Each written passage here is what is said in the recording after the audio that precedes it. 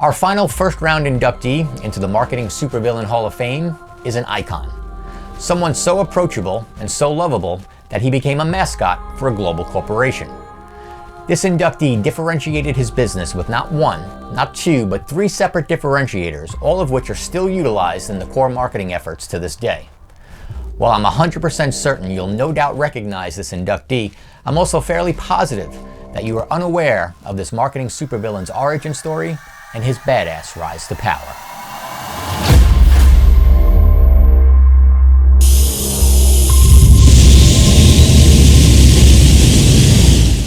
A young Harlan Sanders had to leave home at the age of 12 because of an abusive stepfather. He stayed in school while maintaining a living working on farms. At the age of 15, he enlisted in the United States Army as a soldier and served in Cuba, but was ultimately discharged because of his young age. He then taught himself law via a mail-in correspondence course and passed the bar. However, he was later disbarred for getting into a fistfight with one of his clients during a trial. Never one to be deterred by setbacks, he was quickly on to his next venture, something completely different. He had one problem though, he didn't have any money for marketing. That's when he came up with a creative and inventive solution, a trait of all great marketing supervillains. He decided to start painting promotional messages for his business on the sides of abandoned barns.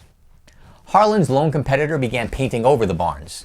Harlan, along with one of his employees, decided to pay his competitor a visit to try and talk it out. The competitor immediately opened fire and killed Harlan's employee. This quickly escalated into a gunfight, which had Harlan open fire and hit the competitor in the arm, and the end result landed his only competition behind bars for murder. With his only competition out of the way, Harlan decided it was time for expansion.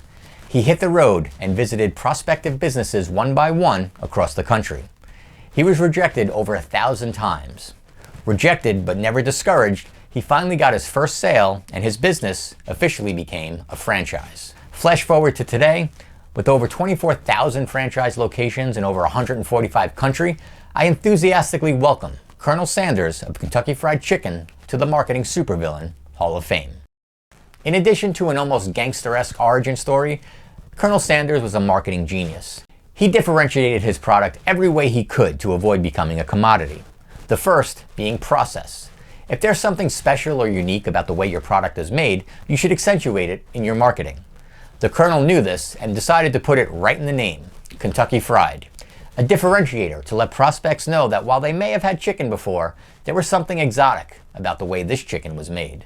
Differentiator number 2 is heritage. Colonel Sanders did not achieve market success until the age of 66. While most of us would have probably given up earlier in our quest for success, Colonel Sanders not only kept going, but he decided to leverage his years of experience to help establish that he was in fact a best-in-class expert and one of the most experienced chicken men in the world. A differentiator that continues to be utilized to this day. And the final differentiator, one of my personal favorites, mystery and intrigue. He set himself above the pack by making it well known that his special blend of 11 herbs and spices were a key factor to his brand's success. He was so confident in the interest that his mystery piqued that he went ahead and shipped his spices to his franchisees pre-mixed in order to make sure that no one could ever truly replicate his secret recipe. Today, we welcome Colonel Harlan Sanders into the Marketing Supervillain Hall of Fame. A gun-slinging, fist-fighting, disbarred, differentiating, discharged soldier who wouldn't take no for an answer.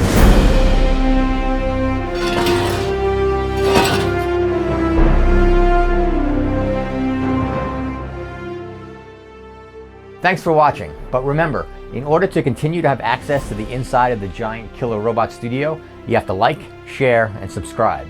And if you happen to know someone that should be inducted into the Marketing Supervillain Hall of Fame, let us know in the comments below, and we'll be in touch.